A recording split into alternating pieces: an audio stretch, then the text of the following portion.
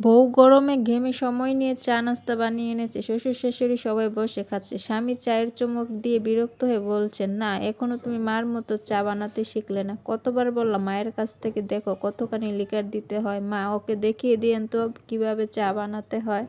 এ হচ্ছে লুমাজা। এরা সুযোগ পেলে মানুষের মুখের উপর তার বদনাম করে। কারো কোনো দোষ ধরার সুযোগ পেলে সহজে ছেড়ে দেয় না। সারাদিন এক এক ধমক, ওকে ধমক, খোঁচা মারা, একে গালি দেওয়া, ওকে গালি দেওয়া, ওকে ব্যঙ্গ করা, এগুলো হচ্ছে তাদের স্বভাব। নিজের দোষ ঢাকার জন্য এরা সবসময় অন্যকে দোষ দিতে ব্যস্ত থাকে। এদের জিভ হচ্ছে ধারালো অস্ত্র। এই অস্ত্র দিয়ে সারাদিন এরা একের পর এক মানুষের হৃদয় ক্ষত বিক্ষত করতে থাকে। আত্মীয় বেড়াতে এসেছে বাড়িতে, গল্প করার ফাঁকে জিজ্ঞেস করলো, আপনার মেয়েরা কেমন আছে, বাচ্চারা কেমন আছে। মা উত্তরে বলল, গত সপ্তাহে শুনলাম ওরা অসুস্থ আছে। শুক্রবার আসলে আবার ফোন দিয়ে জিজ্ঞেস করতে হবে কি অবস্থা আছে। এই কথা শুনে তো আত্মীয় অবাক হয়ে বলল, কি আপনার মেয়ে এক সপ্তাহ পর পর ফোন দেয়? আমার মেয়ে তো প্রতিদিনই সকালে ফোন দিয়ে আগে জিজ্ঞেস করে কেমন আছে। এই কথা শুনে তো মায়ের বিষণ্ণতা শুরু হলো। রাগে ক্ষোভে বাবাকে বলতে শুরু করলো যে মেয়ের সংসারটা বড় হয়ে গেল, রক্ত করে মাংস পেটে ধরে কষ্ট করে মেয়েকে মানুষ করছে, আর মেয়ের সংসারটা এখন বড় হয়ে গেল, এখন আর আমাদের কথা মনে পড়ে না। সে কিনা সপ্তাহে সপ্তাহে ওর মনে পড়ে আমাদের কথা, সপ্তাহে সপ্তাহে ফোন দেয়। এই শুরু হয়ে গেল সংসারে অশান্তি। মেয়ের সংসারটাই বড় হয়ে গেল আমাদের থেইকা।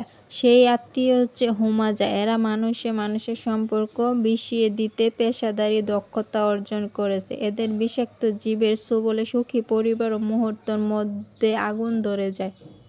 হুমাজাতির লুমাজা হচ্ছে এমন এক ধরনের মানুষ যে অন্যকে তুচ্ছ তাচ্ছিল্য করে, মানুষের দিকে তাচ্ছিল্য ভরে আঙ্গুল দিয়ে দেখায়, কারো চরিত্রের কোনো দিক নিয়ে ব্যঙ্গ করে, কারো মুখের উপর তার বিরুদ্ধে মন্তব্য করা, কারো পেছনে তার দোষ বলে বেড়ানো, এমন করে তাদের অভ্যাসে পরিণত হয়ে গেছে। এরা সবসময় মানুষের পিছনেই লেগে থাকে। এরা হচ্ছে হুমাজাতির লুমাজা। এদের জন্য রয়েছে কঠোর শাস্তি। এরা কখনোই বুঝতে পারে না যে এরা কি করে বেড়াচ্ছে, নিজের দোষ সবসময় লুকিয়ে রাখে। তো এভরিওয়ান, সবাই এরকম অবস্থান থেকে সবাই বিরত থাকবো। আর অবশ্যই সবাই সুন্দর সুন্দর গল্প শুনতে হলে অবশ্যই সাবস্ক্রাইব দিয়ে থাকবেন। আর সুন্দর সুন্দর ভিডিও দেখার জন্য সবাই লাইক কমেন্ট শেয়ার করে যাবেন। আর আমি বানিয়ে ফেলেছিলাম মজাদার আলু পরোটা। সেরকম মজাদার খাবার, ঝটপট নাস্তা বানাতে হয়েছে বাসার বাচ্চাদের নিয়ে। এভাবে সুন্দর মিনি কুকিংয়ে সময় কাটাতে পারেন, এভাবে রান্না করতে পারেন। মিনি কুকিংয়ে আপনার ভিডিও হয়ে যাবে, আপনি বাচ্চাদের সাথে সুন্দর সময়ও কাটাতে পারবেন। বাচ্চাদের উৎসাহ দেওয়ার জন্য এরকম সুন্দর সুন্দর ভিডিও দেখতে থাকেন। আর অবশ্যই সবাই বেশি বেশি করে ভালোবাসা দিয়ে অবশ্যই সাবস্ক্রাইব করে সব সময় পাশে থাকবেন। বাচ্চাদের সাথে সব সময় মিশার চেষ্টা করবেন। আর অবশ্যই সকল খারাপ কাজ থেকে বিরত থাকবেন। হুমাজা লুমাজা এসব আত্মীয় স্বজনের কাছ থেকে দূরে থাকবেন। আর সবাই সবাইকে ভালোবাসবেন।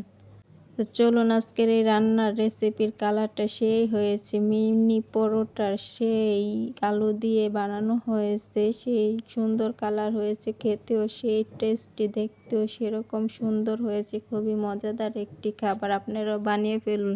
আর সবাই অবশ্যই ভিডিওটা দেখতে থাকুন, সবাই সাবস্ক্রাইব করে যাবেন।